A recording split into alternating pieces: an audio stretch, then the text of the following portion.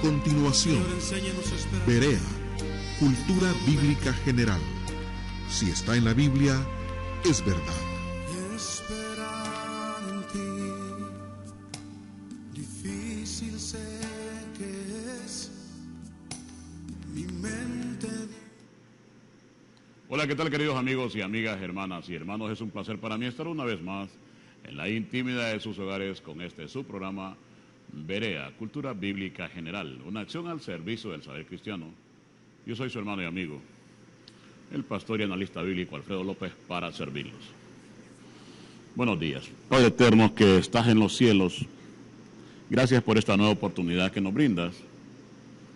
Gracias porque sabemos de que todo está bajo tu control, Dios eterno, porque todo lo que está aconteciendo en el mundo y en la iglesia, tu Santo Espíritu lo está manejando perfectamente.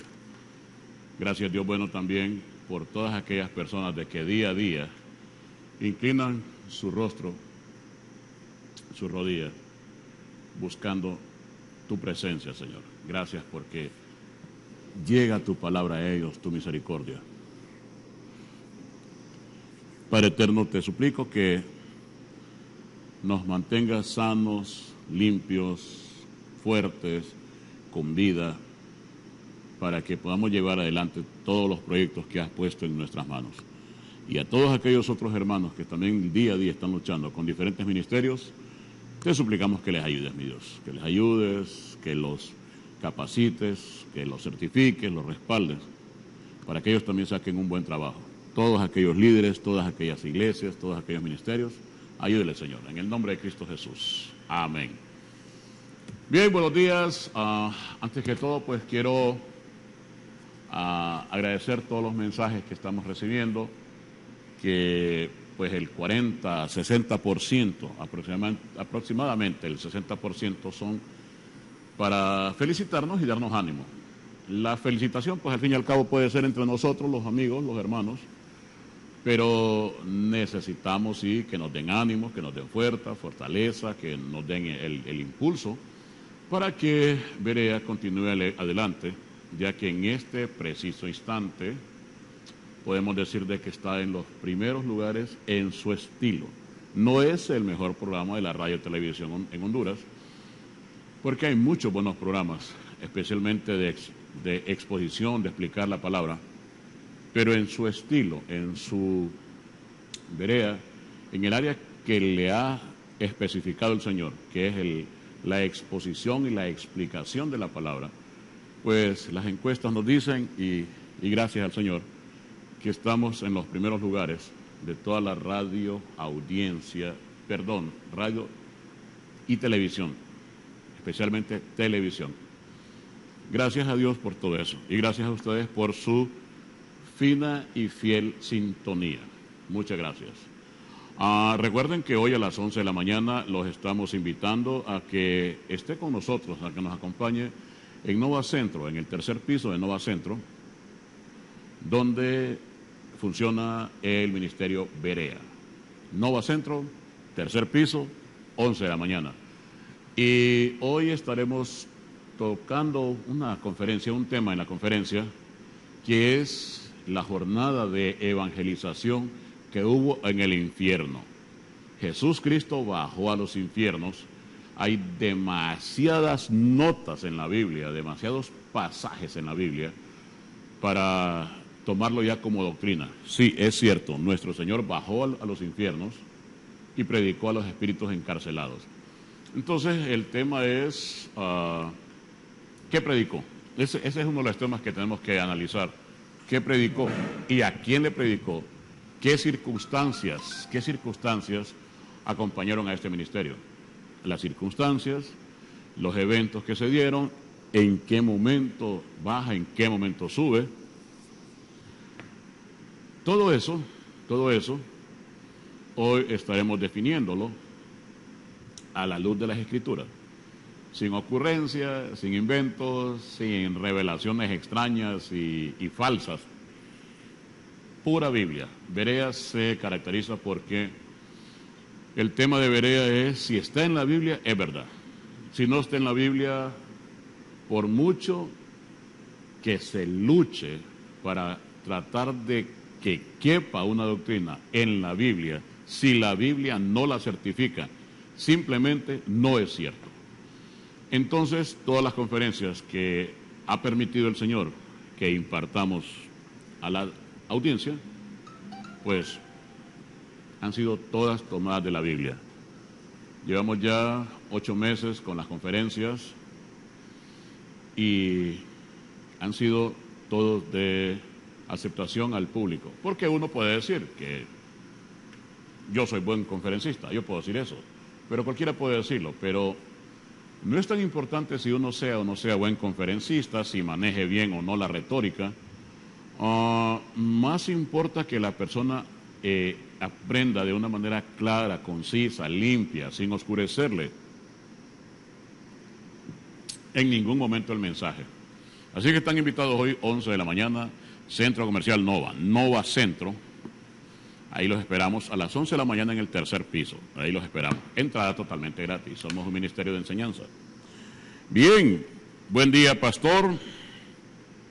¿Dónde estudió teología? ¿Se preparó en la universidad o ha estudiado sacando cursos? Pero le admiro sus estudios teológicos. Querido televidente, uno lo que hace es investigar, porque cuando uno habla de estudiar teología, básicamente lo que uno hace es empaparse bien del tema. Es lo primero que tienes que hacer. No sé si esta persona es estudiante de teología o desea estudiar teología, yo lo animo. Ahora, el proceso es que primero debe tener el llamado pastoral o de servicio, o maestro en Biblia, biblista, debe tener el llamado. No solo es que debe gustarle, sino que debe tener el llamado, porque Dios certifica y digamos que le da cobertura a estos llamados. Uno no estudia para pastor, el pastor es un llamado. Lo que se estudia es teología, pero la teología, la palabra estudiar teología es una palabra técnica que debemos usarla, pero en realidad lo que uno hace es analizar los textos a la luz de ciertas estrategias muy bien definidas. Por ejemplo, la hermenéutica es una de las materias que ayuda a la comprensión del texto. Y la hermenéutica tiene sus reglas específicas. Por ejemplo, una regla hermenéutica es de que si un texto o un pasaje no se repite mínimo 3 veces, entonces no es doctrina. También la hermenéutica nos enseña a juzgar qué pasajes, hay un tipo de pasajes que son peregrinos en la Biblia, o un tipo de pasajes de que son algo así como huérfanos, que no tienen conexión con el versículo que sigue ni con el que lo antecede. Entonces, la hermenéutica le ayuda a uno a discernir. Yo los invito, por ejemplo, a que traten de... Esta es una invitación y al mismo tiempo un desafío. Traten de discernir qué es la oración de Jabes. ¿Quién es Jabes? ¿Por qué lo tuvieron en dolor? Y está incrustado en medio de un montón de nombres, de genealogías. Ese es un texto. Hay otros textos, por ejemplo, y toda capa que sea revolcada en sangre y las sandalias llenas de sangre que vayan a la batalla, está incrustado ahí en un texto que no tiene correlación. Eso es lo interesante. Entonces la teología, a través de la hermenéutica, le ayuda a eso. La exégesis también, que es extraer información, es una herramienta, pero hay que saberla respetar, porque hay una materia que hay que tenerle cuidado y es la eisegesis. La eisegesis es el estudio de personas o de situaciones que contaminan la palabra. Si exégesis es sacar información, hay una situación muy peculiar en algunos estudiosos bíblicos, y es que cuando no entienden, inventan.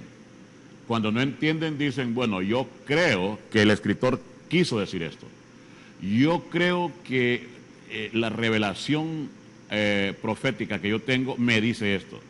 Cuando alguien empieza a inventar y a tratar de meterle textos o meter ideas donde no están, pues eso es la contaminación del texto y a eso se le llama eisegesis.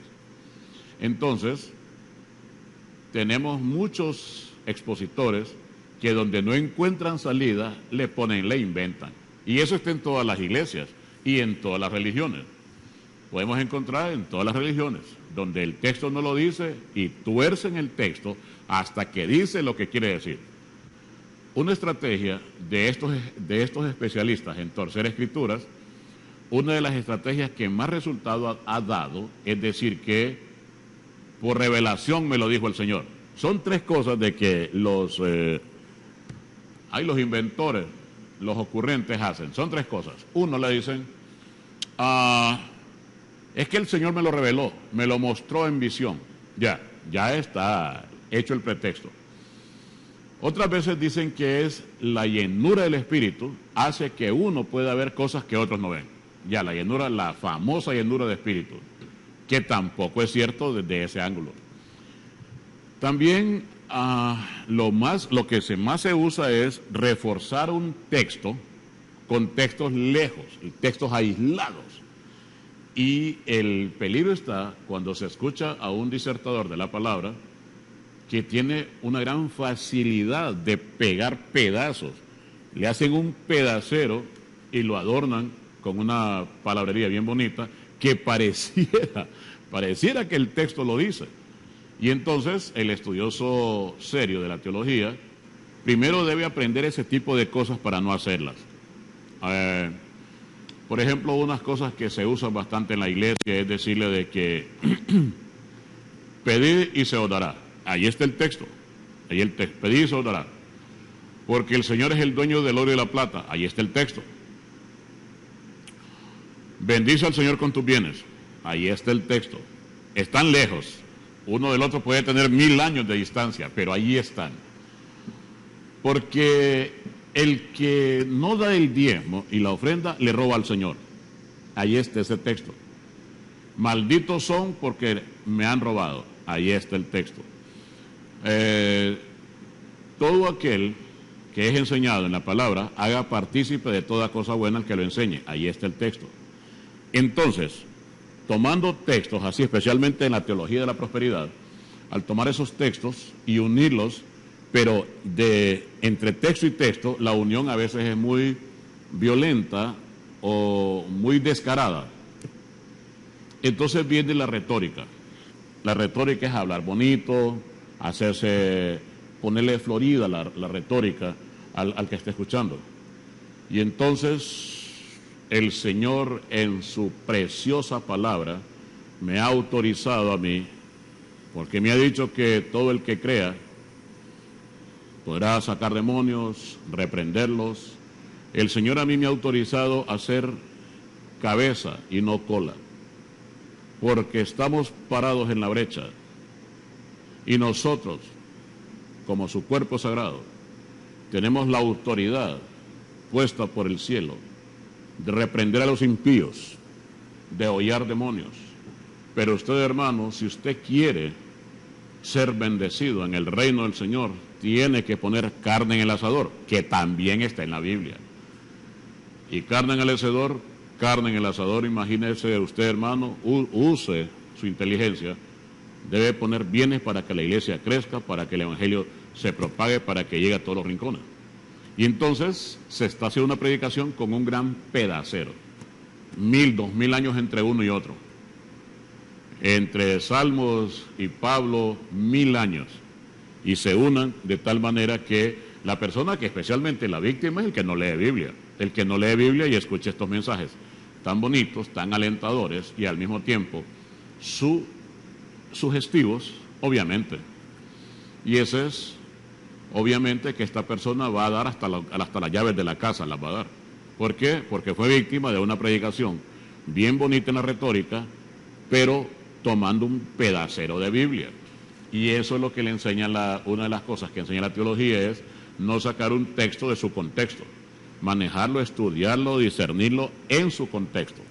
Porque si se saca de ahí y se mete en otro texto, le dice otra cosa. Y es a lo que yo me refiero, que cuando alguien quiere hacer que la Biblia diga lo que la persona quiere que diga y se le tuerce el brazo a la Biblia, Sí se puede. Personas que tienen una gran capacidad de hacerlo. Y entonces, la víctima, yo le llamo la víctima porque no le puedo llamar de esa manera. La víctima no le queda otra que decir es cierto, amén, porque se lo enseñan. Lee aquí, lee aquí, lee aquí, y lo van llevando por un montón de pasajes que no tienen nada que ver uno con otro. Pero como lo van llevando, mire aquí, lee aquí, lee aquí. Obviamente, cuando usted recoge toda la carga de información, el texto dijo lo que el predicador quiso que dijera. Y si no tiene herramientas usted como ovejita, como oyente, como congregante, si no tiene herramientas de defensa, cayó. Por eso es que cuando se estudia la teología, porque todo está con la pregunta que se me hizo, si se estudia la teología, hay que estudiarla de una manera seria, con la intención de servir al Señor, porque ese es otro de los elementos. Habrá personas en cualquier parte del mundo que estudian para hacer un negocio. Ahora, la palabra dice que el obrero es digno de su trabajo. Sí, eso lo dice.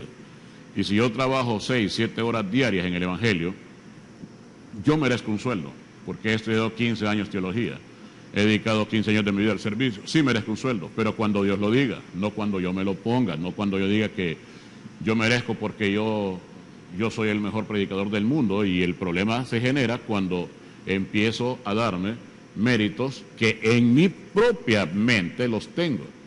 Y puede ser que cuando se me compare con el resto de los teólogos, yo sea uno más, y de los de allá, del montón. Por lo tanto, es preciso hacer que el estudioso de teología sea responsable con lo que esté estudiando, porque Dios revisa el corazón. Y Dios le va a revisar cuando alguien está ya metido en teología, con deseos de abrir una obra, Dios le revisa el corazón. Y Dios revisa 20 años adelante. Y si esta persona la idea que tiene es hacer un negocio y montar una empresa para propios beneficios, Dios lo sabe. Ahora, la empresa se puede montar para beneficio de la población, claro que sí. Claro que sí se puede montar una iglesia con todas las responsabilidades sociales y teológicas, espirituales, doctrinales, claro que sí, claro que sí. Y Dios respalda, pero Dios ve los corazones. Y si se levanta un ministerio para servicio a la población, Dios lo respalda. Si se levanta un ministerio para servicio de las personas, Dios no lo respalda. Y terminan haciendo mercadotecnia, ya padecieran mercadotécnicos antes de ser predicadores. Por lo tanto, hermano, si quiere estudiar teología, mire su intención primero, para que Dios lo certifique. Buen día, pastor. ¿Por qué unas Biblias cambian las palabras como behemoth por hipopótamo o rinoceronte? A veces lo que sucede es que hay algunos escritores o algunas imprentas o algunas editoriales que tratan de actualizar el lenguaje, pero el problema que se sigue cuando se actualiza es que se pierde la visión, porque behemoth no es un hipopótamo. Behemoth, este animal que aparece en Job, no es hipopótamo, ni tampoco rinoceronte, porque dice que su cola es como un cedro, y como es la cola de un hipopótamo, y no tiene ni 10 pulgadas esa colita, o la de un rinoceronte, entonces está mal. Ahora, en el deseo de que la persona lea Biblia, se buscan muchas estrategias. Se le hace Biblia con dibujitos, se hacen Biblias de colores, se hacen Biblias con letra grande, se hacen Biblias que venden la Biblia en papel y la Biblia en disco. O sea, la intención de muchas editoriales es que la persona lea la Biblia, pero en esa intención a veces se pierde la doctrina básica de cómo fue escrito. Por eso siempre hay que buscar como autoridad en el Antiguo Testamento la Biblia Septuaginta, que es una de las Biblias autorizadas o certificadas por los mismos escritores judíos 200 años antes de Cristo. Desde ahí podríamos ver. Y entonces, para mí, una de las que se acercan mucho a los textos originales es la Reina Valera 60. Y behemoth no se traduce rinoceronte, se traduce dinosaurio. Y dinosaurio, bueno, miren la cola de uno de ellos. Obviamente que tenemos esqueletos y tenemos fósiles y todo eso, pero jamás puede ser algo así. Por lo tanto, el deseo de las personas de hacer que la Biblia sea comprensible cometen unos errorcitos ahí. Pero mi recomendación, obviamente que hay Thompson, Kyrie, MacArthur, Jerusalén, latinoamericana, la Biblia del Oso, la original, también está el Diario Vivir, que es buena. Hay buenas Biblias. Ahora hay unas que no las recomiendo, por ejemplo, Dios habla hoy, Dios habla al hombre, versión internacional, no las recomiendo porque tienen errores ahí en el texto. Versión popular están totalmente ya tergiversadas. Dios habla hoy, versión popular, Dios habla al hombre, son Biblias ya torcidas. Bien, buen día, pastor, Dios le bendiga. Yo no estoy congregándome en una iglesia, yo busco la congregación que predique la sana doctrina. ¿Puedo ir a su iglesia? Claro que sí. En primer lugar, no es mi iglesia, es la iglesia del Señor que yo la manejo. Pero ahí está bienvenido toda persona que desee conocer la palabra del Señor, conocer al Señor, educarse, están bienvenidos. Obviamente que también hay palabra de restauración de vidas, también damos consejerías, también atendemos niños, o sea, somos un ministerio de voluntarios, es un gran voluntariado. Ahí no hay billete para nadie, no hay sueldos para nadie, cada uno pone una parte para que salgamos adelante. Técnicamente son conferencias todos los domingos y cada uno de nosotros aporta algo para pagar el alquiler del local, la merienda de los niños, los transportes del equipo y todo eso. Así que está bienvenido. Cuando usted quiera, 11 de la mañana, Centro Comercial Nova. Vamos con otro mensaje. Pastor, ¿hay algún libro de teología que pudiera comprar? Sí, hay muchos, pero antes de comprar el libro de teología, le recomiendo que compre los libros que tienen que ver con la cultura bíblica general. Porque la Biblia, técnicamente, así les digo, la Biblia técnicamente está diseñada sobre el marco de cultura general. Así, la Biblia, el marco, todo el marco general, la plataforma general de la Biblia es cultura general, geografía, historia, usos, costumbres, lenguajes, medios de comunicación, vida familiar, vida en el campo, vida en el ejército, banca, industria, comercio, todo eso. Todo el mundo en su cultura general es la base de la Biblia, para que sobre eso empiecen a trabajar todos los escritores. Abre la Biblia donde sea, va a encontrar un nombre, un lugar, una fecha, un río, una montaña, un desierto, una ciudad. Pues la Biblia trabaja de esa manera. Entonces, antes de que vaya a comprar libros de teología, debe dominar siempre lo que es la cultura general del texto. La cultura general, y eso es básico, especialmente los dos primeros aspectos que son geografía e historia. Es importante saber dónde está cada lugar, dónde estaba, dónde está, dónde estuvo después, dónde está actualmente. También es importante saber los momentos históricos de cada pasaje bíblico, para que no hayan personas que confundan a Isaías con Juan el Bautista, gente que confunde a Pablo con Moisés, porque no conocen los tiempos. La línea del tiempo es importante para entender la Biblia. En primer lugar, estudie eso. Y ahí depende lo que usted, depende el interés que le ponga, pero con 1 hora, 2 horas diarias, en 6 meses domina la geografía y la historia de la Biblia, porque hay que analizar, por ejemplo, la civilización egipcia de Mesopotamia. En Mesopotamia estaban caldeos, amorreos, babilonios, persas, partos, medos. ¿Tengo llamada? Aló, buenos días, dígame. Sí, buenos días. Buenos días, dígame.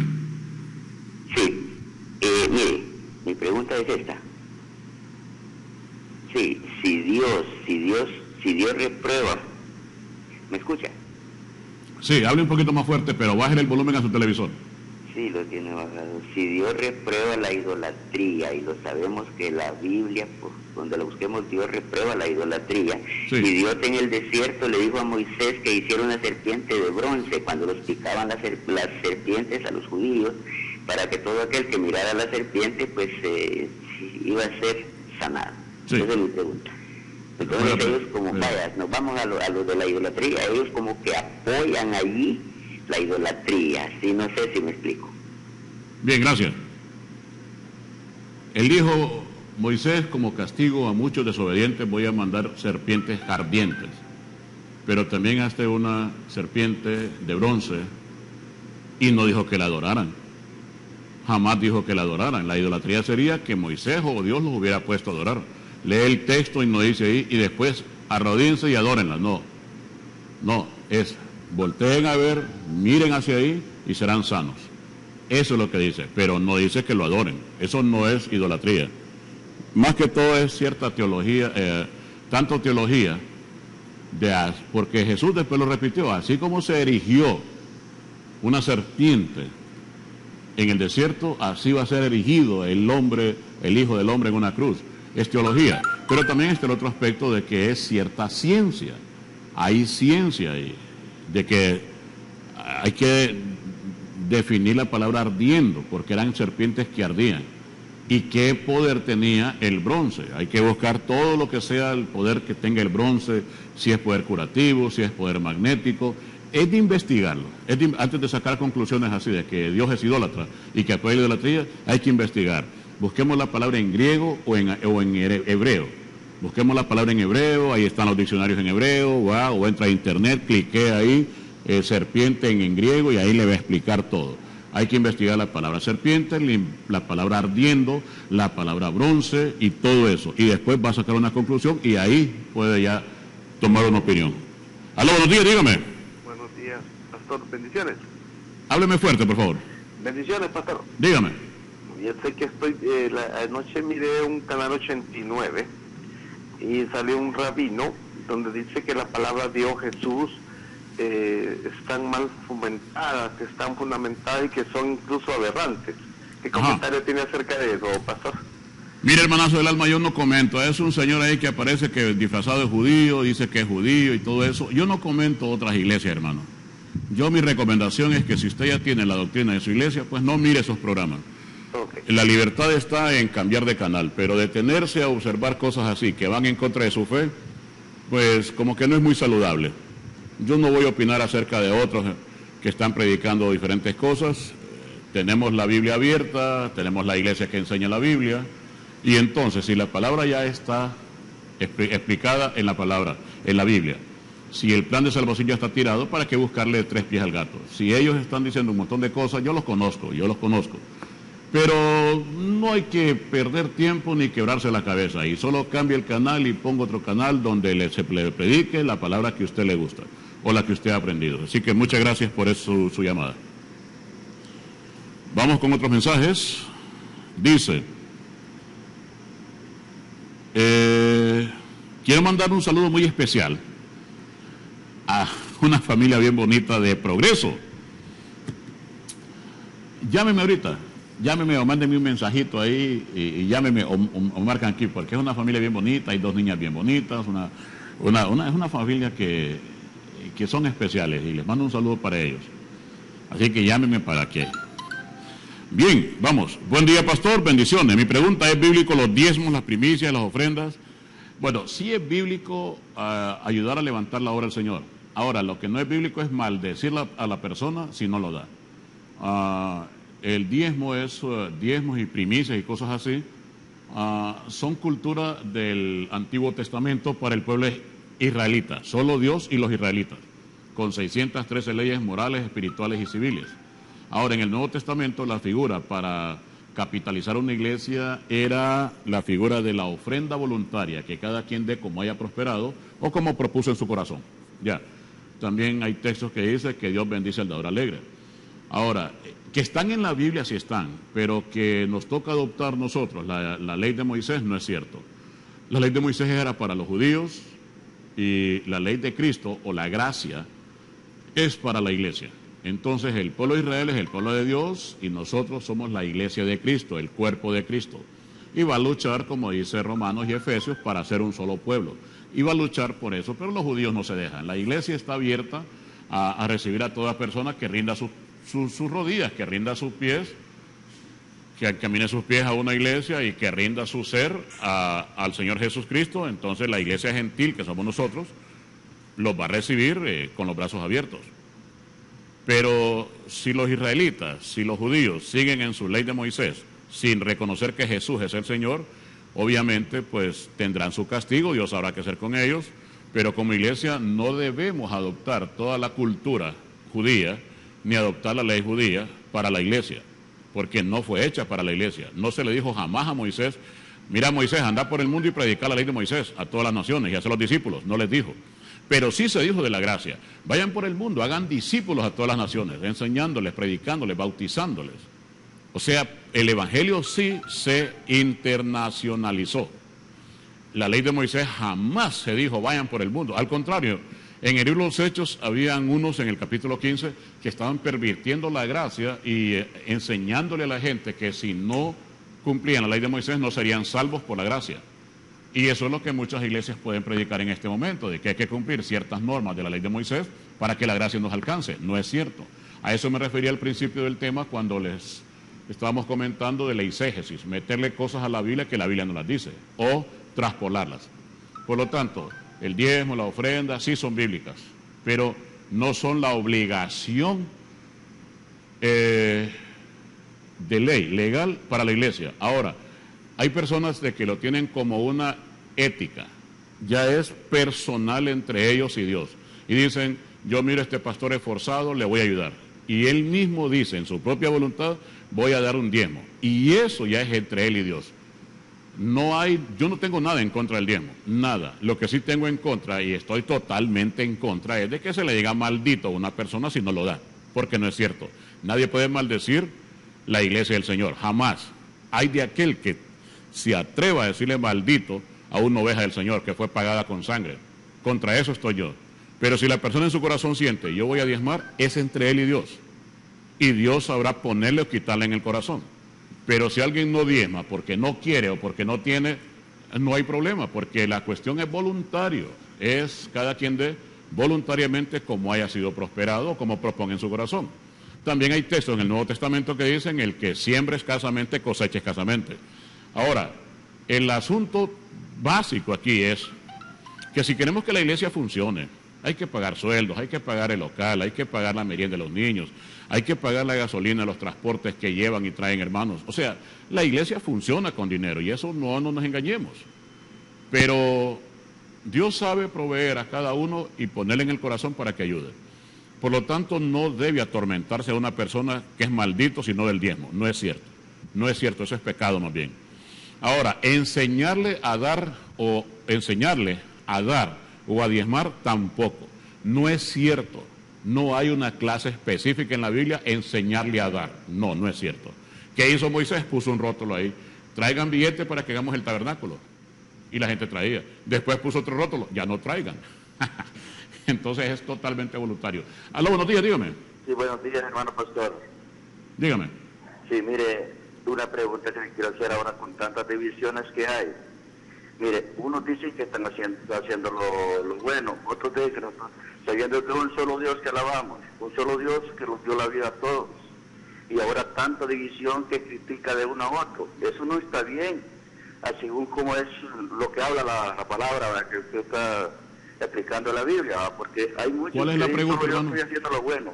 ¿Cuál es la pregunta? No, es una crítica, y la palabra de Dios dice crítica. que no hay que criticar a nadie. ¿Y usted dónde se congrega, hermano? ¿Usted No, dónde se mire, congrega? Somos del Ministerio de Online y me gusta como usted está hablando, que todo el que da por voluntad. Sí. Porque así es, porque a nadie se le pone carga que no pueda llevar. Entonces, y como dice la palabra de Dios, trae a la colí. Entonces es voluntariamente, porque voluntariamente se lleva, ¿verdad? Sí, claro. Para cubrir gastos, como usted dice, y y poder construir una casa de oración para alabar el nombre del Señor sin divisiones ninguna.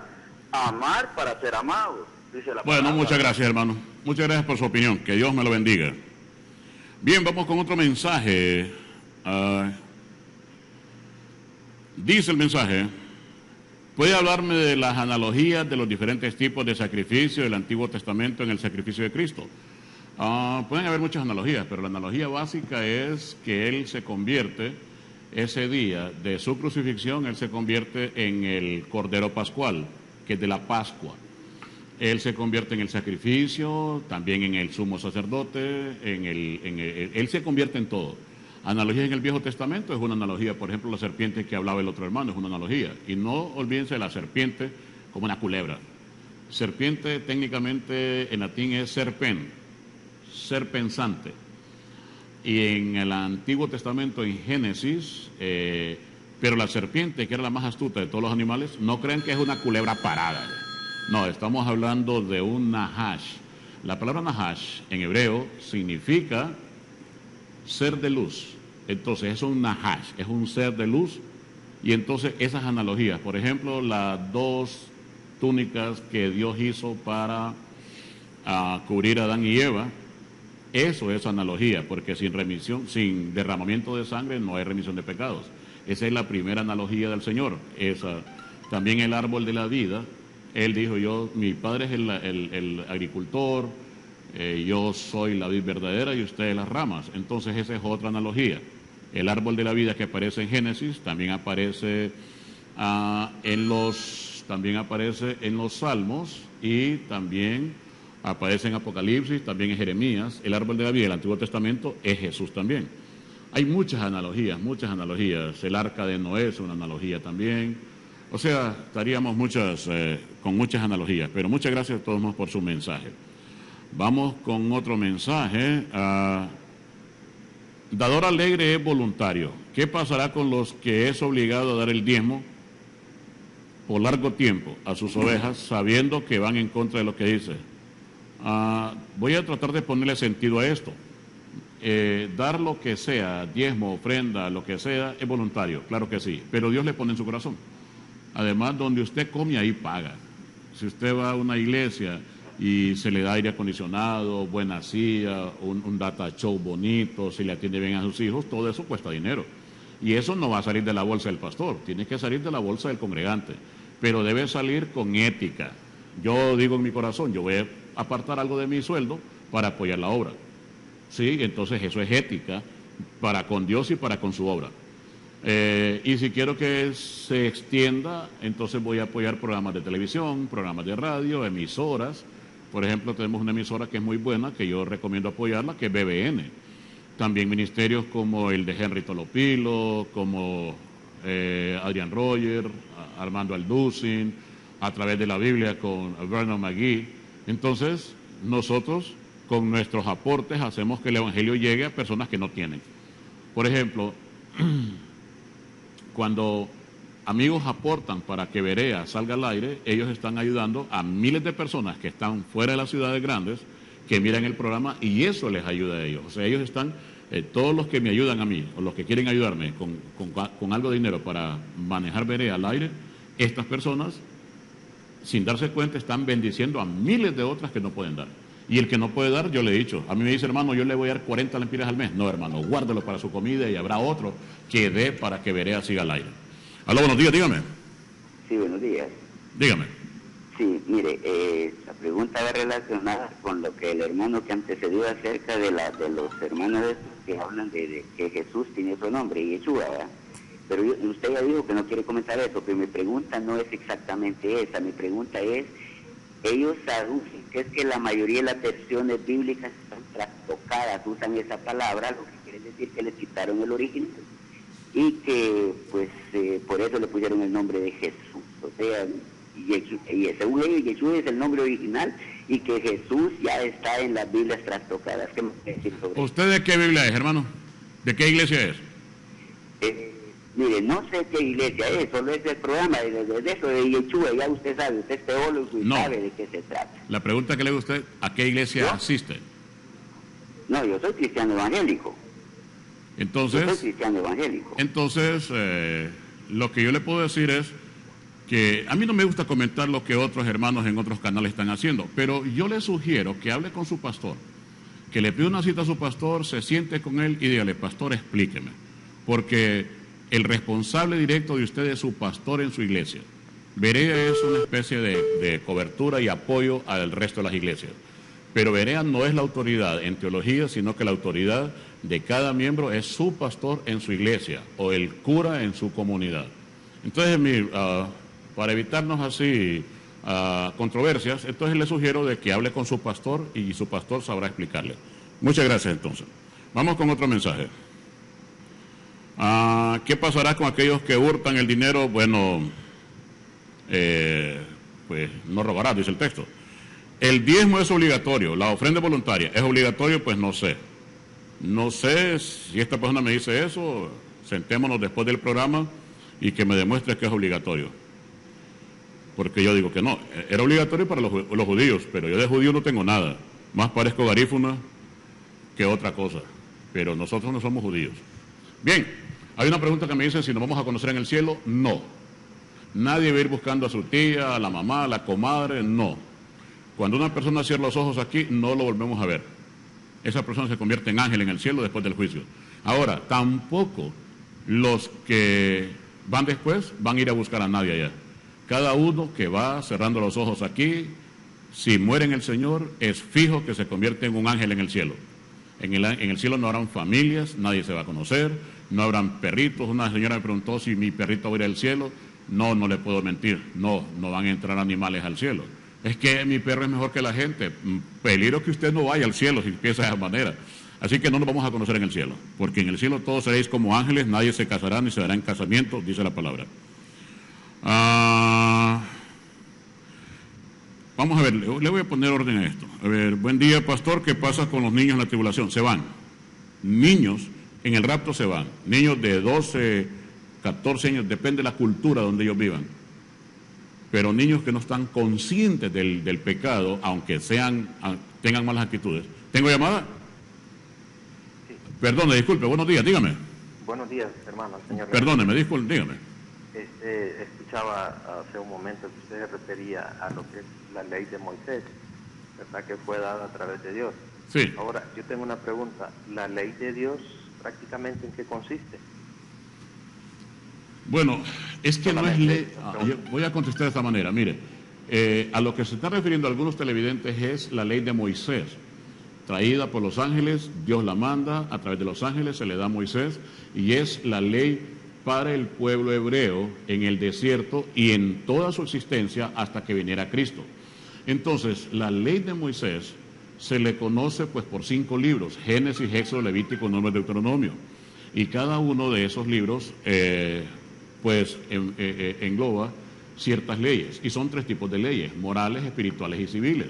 Morales para conmigo mismo, espirituales para con Dios y civiles para el resto de la población. Debemos recordar, por eso les sugiero que estudien la cultura general primero. ¿Cuál es el momento histórico que tiene Israel en el desierto? Pues acaba de salir de Egipto, y 2 meses después de que salieron de Egipto, ya cuando están libres en la península del Sinaí, al sur de Israel, ya se desbocaron. Ya está Aarón haciendo un muñeco ahí de oro, ya está un montón de gente alrededor danzando y bailando. Entonces Dios le dice: Moisés, mira, esa gente ya se torció. Como estaban acostumbrados, no tienen ley, no tienen dinero, tienen libertad, son torpes. Estamos hablando de esclavos que serán incultos. Y lo único que se debían era adorar al estilo egipcio durante los últimos 400 años. Entonces eso es cultura general. ¿Qué sucede? Dios le da 10 mandamientos inmediatos para sujetar a esa gente. Los 10 mandamientos no son 10 mandamientos eternos o 10 mandamientos en piedra, sino que son 10 mandamientos inmediatos para sostener a esa gente. No adoren otros ídolos. A la tierra que yo les doy no vayan a adorar a otros ídolos. No se inclinen a ellos, no hagan imágenes de ellos, porque ellos estaban acostumbrados a hacer imágenes. Y van hacia la tierra donde está Edom y Moab, que son descendientes de babilonios, de griegos. Ellos hacia ahí van a ir, hacia la cultura griega. Ya estaba grieguizado toda esa zona del sur de Israel. Ahora, en los 10 mandamientos es: no matarás, no robarás, honra a padre y madre, para que Dios alargue tus días en la tierra que yo te doy. Era para sostener a ese pueblo dentro de lo mesurado, de lo sensato. Ahora, el resto, como pecaron y fueron tercos y miraban los milagros y eran tercos, entonces Dios dijo: los voy a castigar 40 años en el desierto, por 1 año por día, porque Moisés mandó a 2 espías que vinieron ahí con miedo, que estaban los gigantes, los anaseos, los jerjeseos, fereceos, y solo Josué y Caleb: sí podemos, vamos con Dios. No podemos. Entonces Moisés, pues de alguna manera, pues siguió el temor, lo contaminaron del miedo los 2 espías. Entonces le dijo: mira, Moisés, le dijo Dios, te voy a castigar 1 año por día. De los 40 días que estuvieron investigando, te voy a clavar ahí por no creíste a Josué y Caleb, que tenían otro espíritu. Entonces, como era necesario sostener a estas personas en el desierto hasta que se limpiara su mente, obviamente era necesario un lugar de reunión. Entonces había que hacer un tabernáculo. Y entonces ahí sí había que darle ya leyes morales, de convivencia, leyes del altar, leyes espirituales, todo eso. Y eso es el cuerpo de toda la ley de Moisés. Ahora, Y con esa ley de Moisés se la pasa a Josué, Josué a los jueces a los reyes a la población, pero como nunca hacían caso, los castigan primero con los asirios, después los castigan con los babilonios, después los castigan con los persas, con los griegos, con los asirios seleucidas y con Roma. Y después fueron castigados después de Roma los castigaron, vinieron las cruzadas, después vino el Islam, después Al-Hadid, después los varones otomanos, hasta que llegó Inglaterra en 1920, los liberó. Pero siempre han estado en constante castigo por necios que han sido los judíos o los israelitas. Pero cuando viene Jesús, Jesús es el Mesías anunciado desde la promesa de la muerte de Abel, desde las 2 ovejitas que mató Dios para cubrir a Adán y Eva, desde ahí viene la promesa de la redención. Cuando Jesús ya viene y dice, no vengo a abrogar la ley, sino que se cumpla. No dice, vengo a extender la ley, a que se cumpla. ¿Cómo se cumple la ley de Moisés? En él. Todos los tiempos, las circunstancias, los lugares, los textos, todo se cumple en él. No vengo a abrogar la ley, o sea, a darla por desierta. Vengo a decir que la ley se cumple, aquí estoy. Llegué en el momento adecuado, estoy leyendo el texto aquí que dice, el Espíritu del Señor está sobre mí, el cual escribió Isaías 600 años atrás. Nací en Belén porque Miqueas dijo que iba a nacer en Belén. Me eduqué en Nazaret para que la gente viera que yo soy el descendiente de David. Nazaret en hebreo se dice Netzer, que significa retoño. Aquí estoy. Que una virgen daría a luz, aquí estoy. Una virgen dará a luz un hijo, llamará su nombre Manuel, aquí estoy. Y entonces todo lo que la ley anunció de él, de hecho Natanael le dijo en el capítulo 1 de Juan, versículo 46, Felipe le dijo a Natanael, hemos hallado a aquel que habla Moisés y los profetas, a Jesús de Nazaret. Entonces los textos dicen de que toda la ley de Moisés apuntó a Jesús. Cuando vino Jesús, después Juan dice, a los suyos vino, los suyos no le recibieron, mas los que le recibieron les dio potestad de ser hechos hijos de Dios, que somos nosotros. Por lo tanto, nosotros no nos pueden estar poniendo la ley de Moisés, porque la ley de Moisés fue un descalabro tras descalabro. Podemos ver incluso el libro de Hebreos que dice, sí, la ley de Moisés no santificó nada. La ley de Moisés era un ayo. Ayo significa guiador o tutor. Se traduce en griego pedagogos. Y pedagogos es el siervo que lleva al niño a la escuela. Entonces el siervo que trajo a los judíos a los pies de Cristo era la ley. Pero más bien lo mataron, entonces hubo un sesgo, se estableció una iglesia gentil con Pablo, Silas, Bernabé, Timoteo, todos ellos, y aquí estamos nosotros. Y los judíos siguen creyendo que viene el Mesías. El mero diablo se les va a ir a sentar ahí a Jerusalén y van a adorarlo como el Mesías. Entonces, por lo tanto, el que tiene por inmundo la sangre de Cristo, el que patea la sangre de Cristo, es aquel que quiere estar metido en un híbrido, medio ley de Moisés y medio gracia, no se puede. Así que, por lo tanto, con todas las palabras le digo, la ley de Moisés dejó, de hecho, algo más que es doloroso. Y es que el sacerdocio de Leví se había prometido que iba a ser eterno, pero como los levitas fueron torcidos, capítulo 23 de Mateo les dijo tumbas blanqueadas, hipócritas, hijos del diablo, o sea, le dijo todo eso. Entonces, el único y necesario sacerdote ya no es de Leví, es de Judá.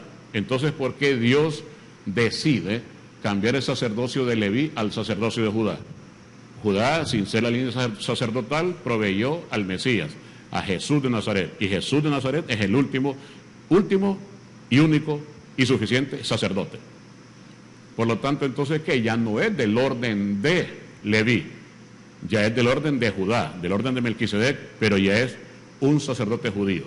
Por lo tanto, si se le quitó el sacerdocio a los judíos, con solo que le quiten el sacerdocio ya es suficiente, ya quedaron obsoletos, la ley de Moisés quedó obsoleta. Pero hay otra cosa, y es que también les dijo, los 12 discípulos serán los 12 jueces de las 12 tribus de Israel. ¿Quiénes van a juzgar entonces a toda esta gente en el cielo? Los 12 discípulos, y el texto lo dice. Y si el texto lo dice, no podemos cambiarlo. Por lo tanto, yo les digo, hermanos y hermanas, que los que quieran estar metidos en la ley de Moisés, ese híbrido, peligrosos los juzguen con la ley de Moisés. Porque Pablo decía, la letra de la ley de Moisés mata, el espíritu del evangelio vivifica. Así que esa es mi opinión.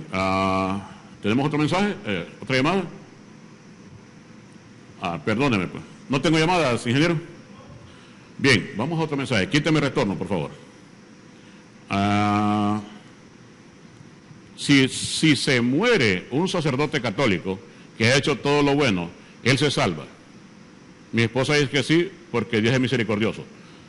Esto no es lo que diga mi esposa, ni lo que diga mi tía, ni lo que diga mi comadre, esto es lo que diga Dios.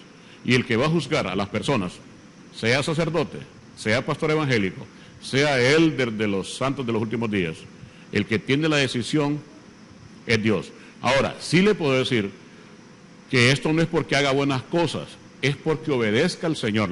Las primeras características de un salvo es que reconoce que Jesús es el Señor. Por eso es que Jesús le dijo a Pablo, sobre esta roca, sobre esta piedra, vos acabas de decir una gran verdad, Pedro, de que yo soy el Hijo del Dios viviente. Sobre eso se va a establecer la salvación, de que Jesús es el Señor. Ahora, también el texto nos está diciendo una cosa muy interesante, y es que Dios, Jesús, el Espíritu Santo, los ángeles no van a juzgar a nadie. Cuando vaya gente al tribunal de Cristo o al juicio del trono blanco, el texto en Juan dice que las escrituras lo juzgarán. La palabra que yo os he hablado, esa es lo que lo va a juzgar. Por lo tanto, Dios no va a estar con un martillo, con un juez, mándalo al infierno. No, simplemente la palabra que se le predicó, esa es la palabra que lo va a juzgar. Si la obedeció, si la creyó, si la despreció, si la echó de menos, incluso si la ignoró. Entonces, todo lo que el texto diga de salvación y de condenación, ese texto es el que se le va a leer a todo necio que llegue arriba diciendo que no hay Dios. Cualquier necio que diga no hay Dios, cuando uno se muere llega todo a la tumba, llega todo, sigan pensando así. Pero cuando se paren enfrente de un Dios todopoderoso, no empezar a reclamarles ni a burlarse de ustedes, no, abran las escrituras. Dice ahí, yo soy el que soy, me llamo Jehová, no me parezco a nadie, yo soy tu Dios grande y celoso, ahí está. Es que yo no creía, bueno, ahora voy a hablar con Satanás para que mire que también el cachudo existe. Aló, buenos días, dígame. Aló. Buenos días, dígame. Sí, quería preguntarle sobre la profecía de la iglesia. ¿Sobre qué? A veces dice el pastor que ¿sobre qué, perdón? Dijo tal cosa. No le entiendo la pregunta, hermano. De las profecías. ¿Pero cuáles profecías? De las que se dan en la iglesia. Hermano, pero es que son miles de profecías, dígame una específicamente. Pues sí, que la gente empieza a decir... Hermanito, hagamos una cosa. ¿En qué iglesia se congrega usted? Palabra miel. Ok, entonces le digo lo mismo. Hable con su pastor. Porque no es correcto preguntarle a otro pastor cosas que debe preguntarle a su pastor primero. Ya cosas muy teológicas como la teología, como la doctrina. Nosotros somos cultura bíblica general. Y entonces, si tiene alguna pregunta de la Biblia, pues estamos para servirlo. Pero cuando son ya cosas que tienen que ver con la doctrina, con la enseñanza diaria, pregúntele a su pastor, porque él se sentiría un poco así incómodo sabiendo que sus ovejas andan preguntando cosas a programas de televisión. Así que le recomiendo eso, hermano. Muchas gracias. Okay. Bien, recuerden que hoy a las 11 de la mañana estamos en el Centro Comercial Nova. Tercer piso, Centro Comercial Nova, hoy a las 11 de la mañana, con la conferencia de la predicación en el infierno. ¿Cada cuánto tiene culto? Y que Dios lo bendiga. Los domingos. Somos una congregación que estamos iniciando, no tenemos muchos recursos económicos, yo incluso como pastor soy voluntario, y entonces no podemos hacer culto durante la semana porque no tenemos recursos todavía. Cuando Dios diga, vamos a hacer, pero momentáneamente solo los domingos de 11 a 1. Ahora, los sábados tenemos los discipulados, y esos discipulados son 3 horas y bien bonitos. Pero los invito a que asistan a la iglesia ahí. Aló, buenos días, dígame. Sí, hermano Alfredo. Buenos días, dígame. Fíjese que lo que le quiere decir el hermano es que si es cierto de que hay profetas todavía. Eso es lo que le quiso dar a entender sí, él. Gracias, sí, eso es, muy sí. amable, porque Okay. dice profecías. Gracias, muy sí. amable. Que le explique, por favor. Muchas gracias. Gracias. Entonces, lo que me pregunta la familia aquí es si hay profetas. No hay. Lo que hay es profecía escrita. Cualquier cosa que usted quiera saber acerca de su vida, aquí está en esta negra hermosa, miren, aquí está. Profetas no hay, no necesitamos profetas porque tenemos los 3 instrumentos necesarios, básicos, únicos y suficientes, que es la Biblia, la Iglesia y el Espíritu Santo. Con estos 3 aspectos estamos hechos. Con el Espíritu Santo, que es el que me guía a toda verdad, según Juan, con eso es suficiente. La Biblia, la letra escrita para que yo la medite. y la iglesia, que es el órgano que Dios dejó para que enseñara y discipulara. Entonces, no hay profetas, de hecho no hay apóstoles. Lo que vemos es un montón de servidores del Señor. La palabra apóstol, apostelos en griego significa enviado a servir, pero no son títulos. El apóstol aquí, que el apóstol Condorito, que ahí viene mi apóstol, de que mi apóstol Pato Lucas, no es cierto. Para ser apóstol real se ocupan 3 cosas: haber caminado con Jesús, haber hecho los milagros que Jesús hizo y haber visto cuando Jesús se fue. Así que dígame, ¿quién llena los requisitos? Nadie. Por lo tanto, apóstol aquí, apóstol allá, no es cierto. Todos somos servidores del Señor. Y profetas mucho menos, porque ¿qué puede profetizar alguien que no esté escrito en la Biblia? Y cualquiera que empiece a profetizar otra cosa, ténganlo por maldito, dice la palabra. Así que no hay profetas. Lo que hay es profecía, y aquí está. Cuando usted lee la palabra, está profetizando. Todo lo que lee aquí apunta al futuro. Esto es la profecía. Ha llegado el momento de entregar el programa el día de hoy, así que gracias por su atención. Voy a contestar los mensajitos durante el día. Gracias a las personas que me mandaron algo de saldo, porque tengo muchos mensajes que contestar. Gracias a los que mandaron un poquito de saldo. Y a ustedes los miro hoy a las 11 de la mañana en Nova Centro, en la zona del Paseo Los Próceres, hoy a las 11 de la mañana con la conferencia de la predicación en el infierno. Así que nos vemos el próximo sábado, todos rapidito para sus iglesias, y recuerden, apoyen a sus pastores, apoyen a sus curas, apoyen a sus sacerdotes, para que el evangelio vaya a miles de hogares que no lo conocen todavía. Recuerden que su enemigo no es el hermano o el que piensa diferente o el de otra iglesia, su enemigo es Satanás. Así que pasen muy buenos días, rapidito todo para las iglesias, y me despido de ustedes. Soy su hermano y amigo, el pastor y analista bíblico Alfredo López, de Ministerio Berea, Verdad y Conocimiento. Hoy 11 de la mañana, Centro Comercial Nova, 3er piso. Muy buenos días, que Dios los bendiga. Esperaré pacientemente, aunque la duda me Hemos presentado Berea, Cultura Bíblica General. Y recuerde, si está en la Biblia, es verdad.